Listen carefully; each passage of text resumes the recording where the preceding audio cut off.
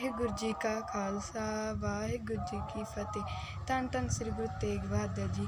ਜਿਵੇਂ ਕਿ ਤੁਹਾਨੂੰ ਪਤਾ ਹੀ ਹੈ ਕਿ ਸ੍ਰੀ ਗੁਰੂ ਤੇਗ ਬਹਾਦਰ ਜੀ ਦੇ 400 ਪ੍ਰਕਾਸ਼ ਪੁਰਬ ਚੱਲ ਰਹੇ, ਉਸ ਸੰਬੰਧੀ ਅਸੀਂ ਭਾਸ਼ਣ ਤਿਆਰ ਕੀਤਾ ਹੈ।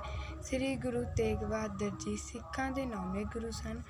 ਉਹਨਾਂ ਦਾ ਜਨਮ 1 ਅਪ੍ਰੈਲ 1621 ਈਸਵੀ ਨੂੰ ਗੁਰਦੁਆਰਾ ਗੁਰੂ ਕੇ ਮਹਿਲ ਸ੍ਰੀ ਅੰਮ੍ਰਿਤਸਰ ਸਾਹਿਬ ਵਿਖੇ ਹੋਇਆ।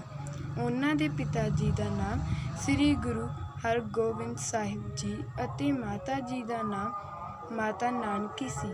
ਉਹਨਾਂ ਦਾ ਬਚਪਨ ਦਾ ਨਾਂ ਤਿਆਗਮੱਲ ਸੀ। ਕਰਤਾਰਪੁਰ ਦੀ ਲੜਾਈ ਵਿੱਚ ਉਹਨਾਂ ਵੱਲੋਂ ਦਿਖਾਈ ਬਹਾਦੁਰਤਾ ਕਾਰਨ ਉਹਨਾਂ ਦਾ ਨਾਮ ਹਰਗੋਬਿੰਦ ਸਾਹਿਬ ਜੀ ਨੇ ਬਦਲ ਕੇ ਤੇਗ ਬਹਾਦਰ ਰੱਖ ਦਿੱਤਾ।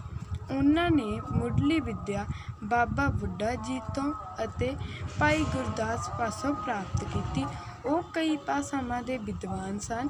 ਇਸ ਤੋਂ ਇਲਾਵਾ ਉਹਨਾਂ ਨੇ ਸ਼ਾਸਤਰ ਵਿੱਦਿਆ ਵੀ ਗ੍ਰਹਿਣ ਕੀਤੀ।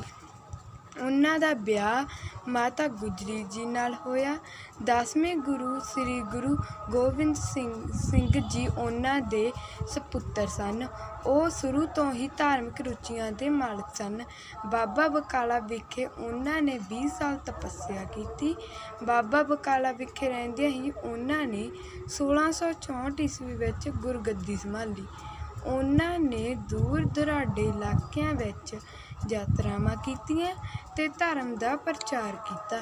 ਉਹਨਾਂ ਦੁਆਰਾ 15 ਰਾਗਾਂ ਵਿੱਚ ਰਚੀ ਬਾਣੀ ਦੇ 116 ਸ਼ਬਦ ਸ੍ਰੀ ਗੁਰੂ ਗ੍ਰੰਥ ਸਾਹਿਬ ਵਿੱਚ ਦਰਜ ਹਨ। ਉਹਨਾਂ ਨੇ ਪਹਾੜੀ ਰਾਜਿਆਂ ਤੋਂ ਜਗ੍ਹਾ ਖਰੀਦ ਕੇ ਚੱਕ ਨਾਨਕੀ ਨਾਮ ਦਾ ਨਗਰ ਵਸਾਇਆ, ਜੋ ਬਾਅਦ ਵਿੱਚ ਸ੍ਰੀ ਅਨੰਦਪੁਰ ਸਾਹਿਬ ਦੇ ਨਾਮ ਨਾਲ ਪ੍ਰਸਿੱਧ ਸਿੱਖੀ ਦਾ ਪ੍ਰਸਿੱਧ ਕੇਂਦਰ ਬਣਿਆ। ਇੱਥੇ ਹੀ ਔਰੰਗਜ਼ੇਬ ਦੇ ਜ਼ੁਲਮ ਦਾ ਸ਼ਿਕਾਰ ਹੋਏ ਕਸ਼ਮੀਰੀ ਪੰਡਤ ਗੁਰਾਂ ਜੀ ਕੋਲ ਫਰਮਾਇਦ ਲੈ ਕੇ ਆਏ।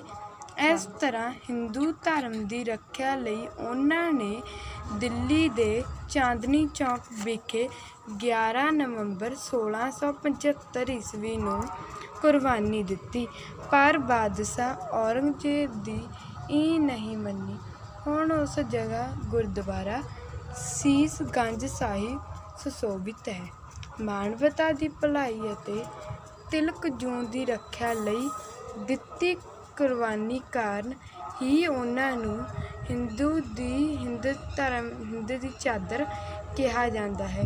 ਧੰਨ ਧੰਨ ਸ੍ਰੀ ਗੁਰੂ ਤੇਗ ਬਹਾਦਰ। ਮੈਨੂੰ ਆਸ ਹੈ ਕਿ ਤੁਹਾਨੂੰ ਮੇਰੇ ਇਹ ਭਾਸ਼ਣ ਪਸੰਦ ਆਇਆ ਹੋਵੇਗਾ। ਵਾਹਿਗੁਰੂ ਜੀ ਕਾ ਖਾਲਸਾ ਵਾਹਿਗੁਰੂ ਜੀ ਕੀ ਫਤਿਹ।